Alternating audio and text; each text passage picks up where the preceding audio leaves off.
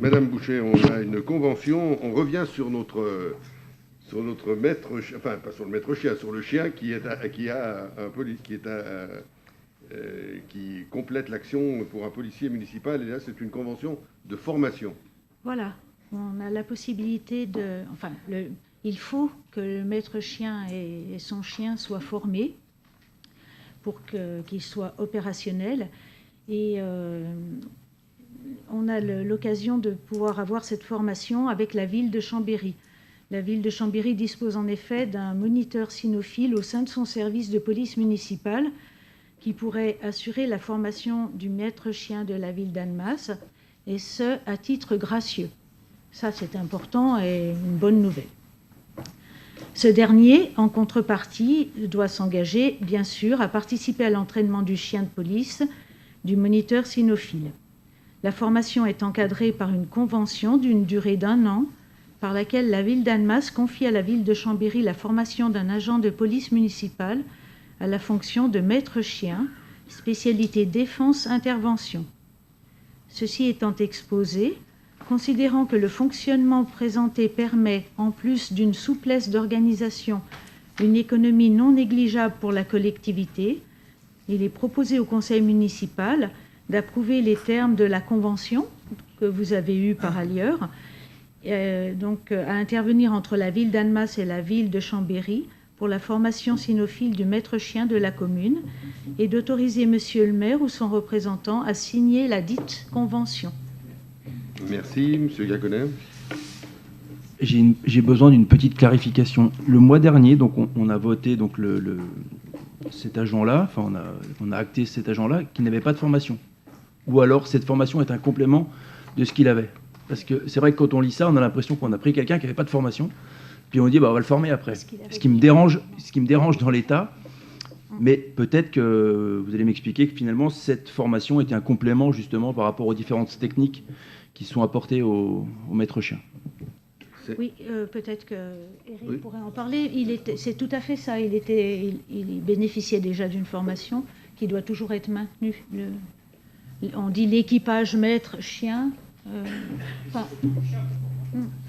Et en précisant qu'il il est formé, donc il intervient déjà, voilà, mais pour aller plus loin dans son rôle et pour jouer un rôle dans toutes les occasions, il a besoin d'être certifié, d'avoir une certification, et c'est cette certification qu'il va aller chercher par cette formation complémentaire. Il a déjà le droit d'intervenir, mais il lui faut un plus, et c'est ce plus-là qui est lui donné.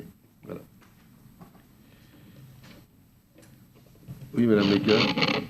Je voulais savoir si ce genre de formation permettait après, à terme, aux maîtres chiens que nous avons, de pouvoir former d'autres maîtres chiens de notre collectivité, un peu comme on a sur les SST.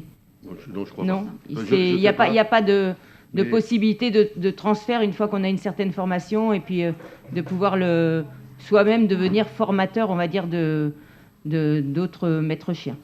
Monsieur le directeur général des services.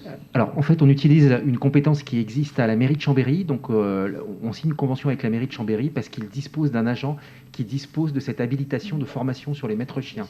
Donc, non, malheureusement, aujourd'hui, on obtient une formation complémentaire pour notre maître chien, mais il ne pourra pas former d'autres maîtres chiens en interne. Ils devront subir une formation spécifique. Très bien. Encore une question, Mme Mika ? Oui, en continuité. Allez-y. Si vous ne voulez pas que je pose de questions, je viens plus au conseil, monsieur Dupessé. Il n'y a pas de souci, vous savez. Je vous laisse bien volontiers répondre. Je me permets de continuer à poser une question. Je ne crois pas que j'embête en posant cette question. C'est mais je vous laisse.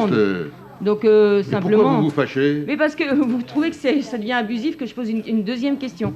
Alors, je suis désolée, là, on perd du temps. Donc, on va gagner du temps. Je vais poser ma question et comme ça sera fini. Est-ce qu'il est possible, donc, du coup, de pouvoir envisager qu'on ait un maître chien qui soit formateur ? Est-ce que c'est pas pour l'avenir, est-ce que c'est pas bien d'en avoir aussi un chez nous, puisque on va développer, on va dire, on va continuer à utiliser ce moyen-là, et donc ça serait peut-être bien d'avoir une compétence en interne. Oui, si on pouvait déjà avoir, moi, un deuxième maître chien non formateur, ça m'arrangerait déjà beaucoup. Or, aujourd'hui, recruter des policiers maîtres chiens, c'est très compliqué, et il n'y en a pas beaucoup. Donc, si ça peut arriver, ce sera tant mieux. Mais ce ne sera pas une condition pour recruter des personnes à la police municipale, parce qu'autrement, là, si on met ce type de conditions, on n'est pas prêt d'avoir un deuxième maître chien. Hein. Et cette Donc, convention est assez avantageuse pour nous, puisque hormis le déplacement, elle est et en donnée plus, à titre la formation gratuit. est gratuite, donc on ne perd rien. Hein, voilà. Donc si on peut faire, pourquoi pas, mais ce n'est pas l'objectif numéro 1 d'avoir quelqu'un qui forme. On veut des gens qui sont opérationnels sur le terrain.